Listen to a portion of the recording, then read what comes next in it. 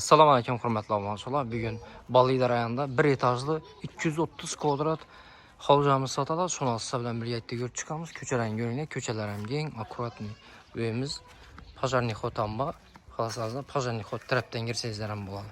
Ketdik joyimizda birga ko'rib chiqamiz. Gaz, suv, svet tamamma yo'q, zo'r. Bismillahirrahmanirrahim. Bu yan tarafimizda yana katolina. Uyimizi beləndikini yaxşılab görünlər. Uyimizə yaxşılab itibar verəmiz. Yan tərəfində bir ulu zala var yəni. Bu zalam dım kətdəyən. Zalımız aynası köçəyə qarağa. Zalımız ama tablini bu. Remontlarım normalni. Patolokumuz am natijə patolog.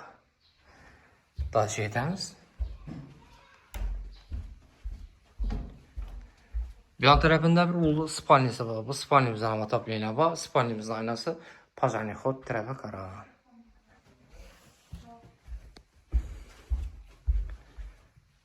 Yanımızda yine bir ulu spalnisi var. Bu spalnimizin ama tablini bu.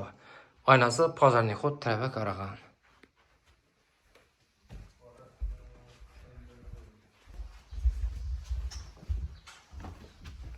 Yanımızda ulu kuxnisi var. Kuxnemizden yine kafeden çıkıp durdu yine. Kuxnemizden hem de bu. Aynası pожарный xod tərəfə qarağa.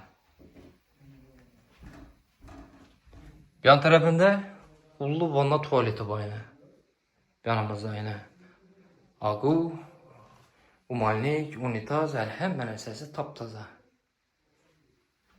Gəlsənizdə üzəriniz yaxşılab görəsiniz. Bak tərəfəm çıxdıq.